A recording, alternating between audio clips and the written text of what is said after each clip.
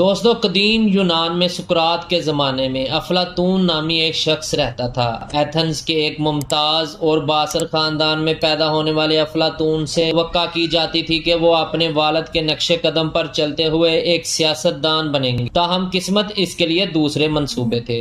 دوستو، چھوٹی عمر سے ہی افلاطون نے سیکھنے کی قابلیت کا مظاہرہ کیا۔ وہ ایک ناقابل تسخیر تجسس اور علم کے لیے فطری محبت کے مالک تھے۔ اس کی حکمت کی پیاس نے اسے معروف فلسفی سقراط کے تحت مطالعہ کرنے پر مجبور کیا، جنہوں نے جلد ہی اس کی صلاحیتوں کو پہچان لیا۔ سقراط کی سرپرستی میں افلاطون نے ترقی کی، فکر انگیز مکالموں میں مشغول اور اپنے سرپرست کی حکمت کو جذب کیا۔ جیسے جیسے وقت گزرتا گیا، افلاطون کی فکری صلاحیت میں اضافہ ہوتا گیا اور وہ اپنی فلسفیانہ بصیرت کی وجہ سے مشہور ہوئے۔ تاہم اس نے اپنے وقت کی روایتی حکمت پر سوال اٹھانا شروع کر دیے۔ ان کا خیال تھا کہ علم کی بنیاد محض حسی ادراک پر نہیں ہونی چاہیے، بلکہ عقل اور عقلی فکر پر مبنی ہونی چاہیے۔ اس عقیدے کی وجہ سے وہ ایک نیا فلسفیانہ نقطہ نظر تیار کرنے کی طرف لے گیا، جسے عقلیت پسندی کہا جاتا ہے۔ دوستو، افلاطون کے خیالات اکثر اپنے استاد سقراط کے خیالات سے ہٹ جاتے تھے۔ جہاں انہوں نے سوال کرنے اور مفروضوں کو چیلنج کرنے کے لیے سقراط کے عزم کی تعریف کی، وہیں افلاطون نے ایک منظم اور جامع فلسفیانہ فریم ورک قائم کر کے مزید آگے بڑھنے کی کوشش کی۔ اس کا خیال تھا کہ حقیقی علم صرف تجدیدی تصورات اور عالمگیر شکلوں کے مطالعہ کرنے سے حاصل کیا جا سکتا ہے، جسے اس نے فارم یا آئیڈیاز کہا ہے۔ افلاطون کا بنیادی کام ریپبلک نے ایک مثالی معاشرے کے لیے اپنے ویژن کا خاکہ پیش کیا، جو فلسفی بادشاہوں کے زیر انتظام ہے، جو حکمت اور شکلوں کی گہری سمجھ رکھتا ہے۔ اس یوٹوپیائی معاشرے میں افراد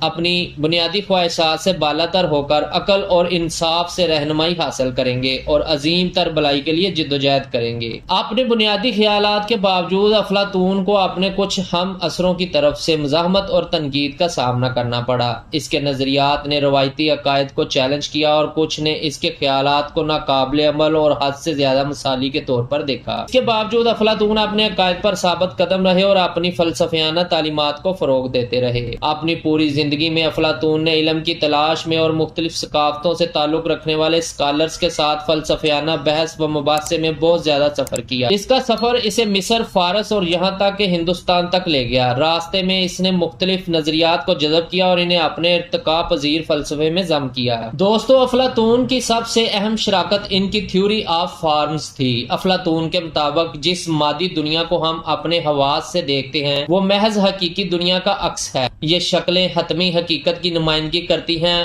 اور ناقابل تغیر، ابدی اور کامل ہیں۔ مثال کے طور پر ایک جسمانی دائرہ جسے ہم کھینچتے ہیں، وہ دائرے کی کامل اور ابدی شکل کی محض ایک نامکمل نمائندگی ہے۔ افلاطون کے گہرے خیالات اور اثر انگیز تعلیمات نے پیروکاروں کے متنوع گروہ کو اپنی طرف متوجہ کیا۔ ایتھنز میں ان کی اکیڈمی، جسے اکیڈمیا کے نام سے جانا جاتا ہے، فلسفیانہ گفتگو کا مرکز بن گیا، جس نے پورے یونان سے طلبہ اور اسکالرز کو راغب کیا۔ تاہم بہت سے عظیم مفکرین کی طرح افلاطون کے نظریات کو تنقید اور چیلنجوں کا سامنا کرنا پڑا۔ ان کے کچھ نظریات، جیسے کہ فلسفی بادشاہوں کے بارے میں ان کے تصور کو ان کے اہم عصروں نے ناقابل عمل اور یوٹوپیائی سمجھا۔ اس کے باوجود فلسفہ اور مغربی فکر پر افلاطون کے اثرات کو زیادہ نہیں سمجھا جا سکا۔ جیسے جیسے سال گزرتے گئے، افلاطون کی صحت گرنے لگی، لیکن ان کی فکری جستجو میں کمی نہیں آئی۔ وہ اپنے آخری ایام تک بحث و مباحثے میں مشغول رہے اور خوب لکھتے رہے۔ ان کے انتقال کے بعد افلاطون کی میراث ان کی تحریروں اور ان گنت فلسفیوں کے ذریعے زندہ رہی، جو ان کے نظریات سے متاثر تھے۔ زمانوں میں افلاطون کا کام مفکرین اور علماء کی نسلوں کو متاثر کرتا رہا۔ عقلیت پسندی، مابعد الطبیعیات اور سیاسی فلسفے میں ان کی شراکتیں مغربی فکر کی ترقی کے لیے لازم و ملزوم ہیں۔ اس کی پائیدار میراث عقل کی طاقت، تنقیدی سوچ اور علم کی جستجو کے ثبوت کے طور پر کھڑی ہے۔ ایک ایسی میراث جس نے انسانی تاریخ کے دائرے کو تشکیل دیا ہے اور آج تک حکمت اور سچائی کے متلاشیوں کو تحریک دیتا ہے۔